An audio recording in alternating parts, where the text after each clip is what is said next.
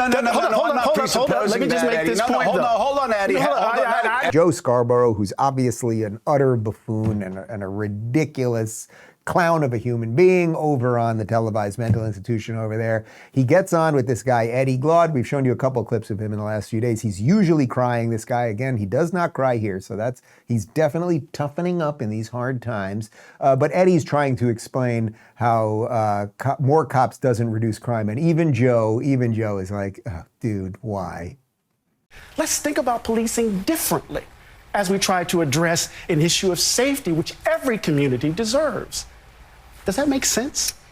It does. Well, Joe, take it. Well, but the thing is, you talk about how cops on the streets won't make a difference. I will tell you that one poll after another has suggested otherwise. When you speak to Black Americans, when you speak to poorer Americans, there's a Washington Post poll that we've talked about quite a bit over the past several weeks since we talked about additional troops in Washington, D.C., and that is 91% of D.C. residents said that crime was a serious problem. The people that said crime was a very serious problem overwhelmingly were Black residents.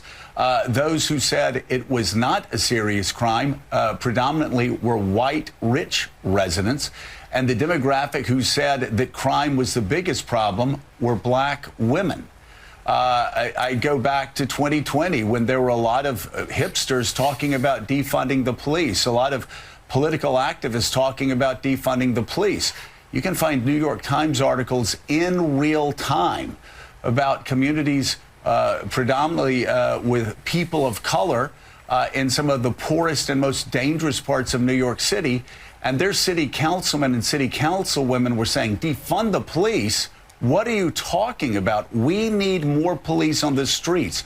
We need more safety officers in our school. We need more police officers making sure our children and our mothers can walk to school and walk to work without being stopped by gang members. So I guess that's my question back to you. When you're speaking generally about this, are you speaking as an academic?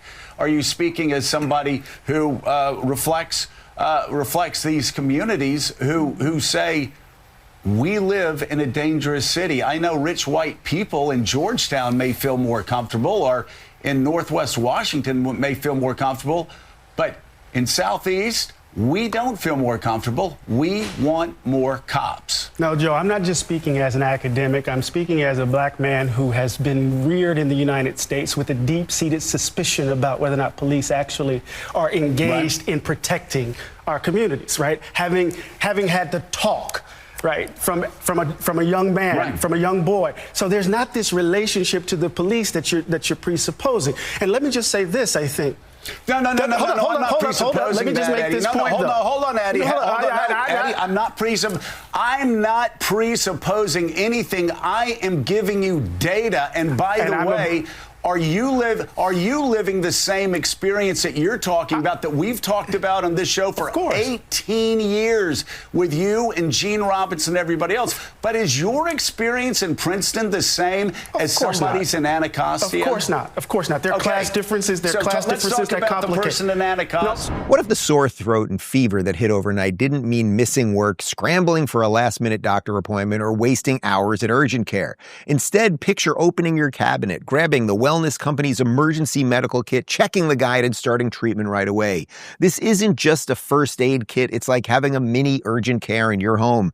In it, you'll find real prescriptions to treat over 39 conditions, including COVID, strep throat, pneumonia, urinary tract infections, and more. No waiting rooms, no pharmacy lines, just the right medicine right when you need it. Ordering is simple. At checkout, complete a short intake form, and a licensed doctor will review and fill out your prescriptions. Your kit arrives in about a week, so you're prepared before illness strikes. Don't let sickness catch you off guard. Order now at twc.health/Rubin and use code Rubin to save up to $45 plus free shipping. Kits available in the U.S. only. Yeah. Well done, Joe. I can't believe it. I'll give you some credit here. Like, well done, man. First off, you see what Glaude tries to do there. Everything is about his lived experience. It has nothing to do with data or anything else, right? But the point is, what did he? Where is he? He's in Princeton, right? So it's like, yeah, you're in a place that has probably high economic status and safety with police and everything else. So you're not that concerned about policing. Why wouldn't you want more? Are you saying that in the inner cities where these young people are being killed, are you saying that if they sent more cops in there, the cops would be just looking to execute these people? That seems to be the inclination or the implication of what they are always saying. That sending police into places where there is mayhem means that we're going to start executing young black people. It's completely psychotic. If 2 blocks from my house, regardless of race, there was a drug den, we knew that there were young people wandering around with machine guns or a series of other things, and there was just general criminality happening, would I want the police or not want? No, I just let it be. Let it be. I wouldn't want to upset anybody. It's just profoundly absurd.